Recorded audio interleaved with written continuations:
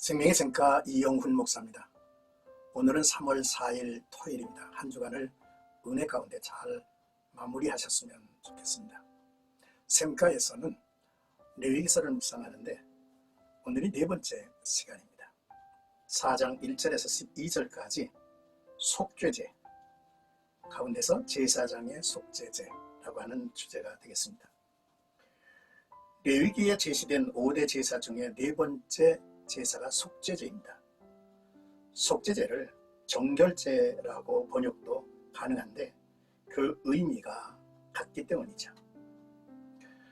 그러므로 하나님의 자녀는 부지 중에 지은 죄라도 용서를 받아야 합니다. 속죄제는 죄사함과 정결함을 받기 위한 제사요, 예배라고 말할 수 있죠. 먼저 1, 2절의 말씀은 누구든지 계명 중 하나라도 그릇 범하였으되 라고 하는 내용인데요. 번제와 화목제는 제물 중심의 구성으로 배열이 되었으나 속죄제는 사회적 신분 중심으로 배열되어 있습니다. 죄는 신분에 차별 없이 정죄를 받을 일이며 심판을 받아야 합니다. 죄는 하나님과 맺은 언약관계에 위협을 주고 그 관계를 파괴하는 힘이 있죠. 하나님과의 관계만이 아니라 모든 관계에 위협적입니다.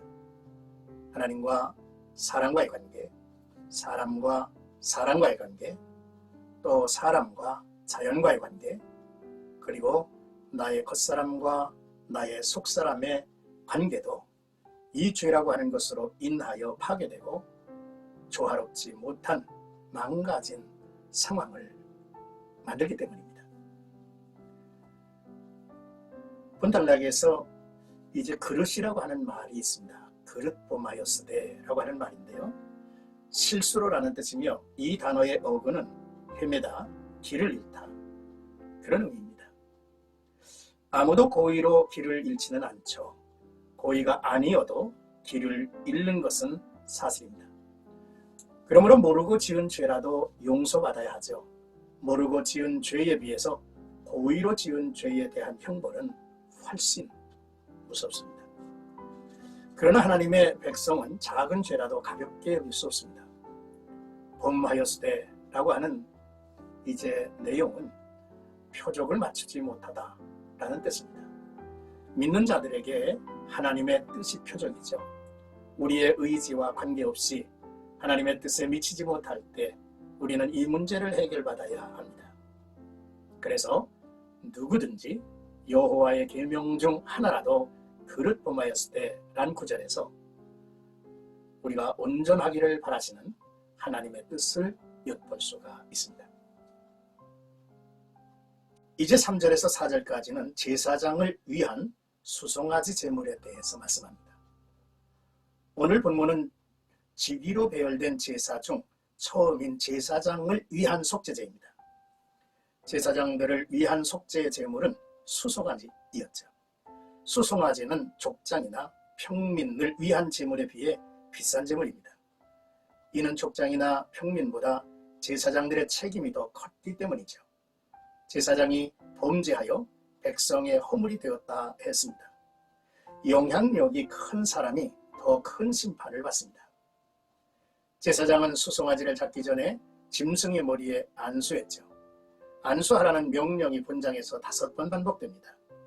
안수의 절차적 의미는 드리는 자의 죄의 고백, 대속의 계획에 대한 동의, 죄의 전가에 대한 믿음의 표현, 제물에 대한 의지의 표현이기 때문이죠.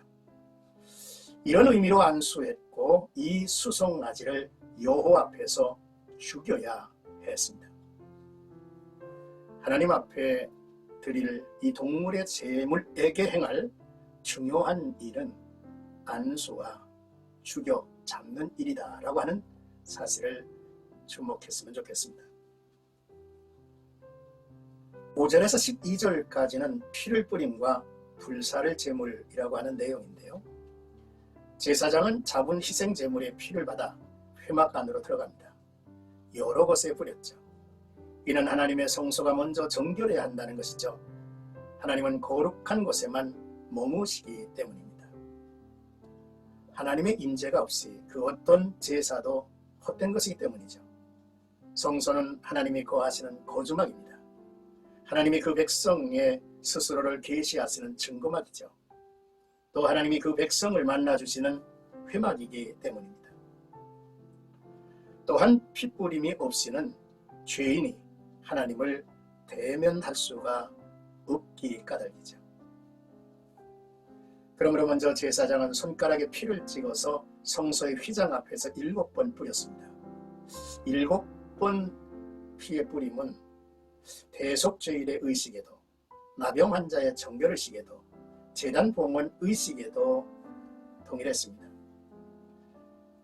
이 막힌 휘장은 그리스도께서 열어놓을 새로운 살 길이 되어야 하기 까닭에 우리는 주목하게 되죠. 또한 향단 뿔들의 피를 발랐습니다. 향단은 성도의 기도를 상징하죠. 죄는 성도의 기도 생활을 방해하기에 모르고 지은 죄라도 먼저 해결해야 합니다. 우리의 기도는 보혈의 공로로 상달이 되고 응답되기 때문입니다. 남은 피는 회막, 문막, 제단 밑에 쏟았습니다. 모든 제사와 예배의 기초는 피 흘림, 보혈임을 의미하는 하나의 조처입니다. 또한 제물의 기름은 모두 제단 위에서 태워 하나님께 드렸으며 가죽과 모든 고기와 머리와 정강이와 내장이 똥과 함께 진영 밖에서 불태워졌죠. 몸과 마음의 온전한 정결의 필요와 죄로 얻을 수 있는 것은 하나도 없음을 상징적으로 교훈하고 있다. 또한 우리에게 보여주고 있다라는 사실입니다. 사랑하는 성가족 여러분, 죄에 대하여 이 종교 지도자들이 민감해야 합니다. 백성의 중보자요 지도자인 제사장도 범죄하면 속죄 제사를 드려야 합니다. 종교 지도자들이 죄를 범하면 백성들의 허물이 되어서 그들이 망할 것이기 때문입니다. 성도들이 하나님께 나아가기가 힘들고 기도가 막힐 때에 나도 모르는 숨은 허물을 찾아 하나님 앞에 고백하고 성령님의 도움을 구해야 합니다. 나의 예배와 기도에는 먼저 하나님의 임재가 우선되어야 한다고 하는 사실이죠. 속죄의 제물이신 임마누엘 예수께서 오셔서 성소의 휘장인 그의 몸을 찢어주시고 우리에게 새롭고 사한 길이 되어주셨습니다. 우리의 기도의 향이 보좌에까지 상달이 되게 해주시기를 소원합니다. 레위기서에서 소개하고 있는 5대 제사, 첫째는 번제, 둘째는 소제, 그리고 화목제, 오늘 네 번째로 속죄제에 대해서 말씀을 묵상했습니다. 오늘도 주 안에서 복된 하루 되시기를 축복합니다.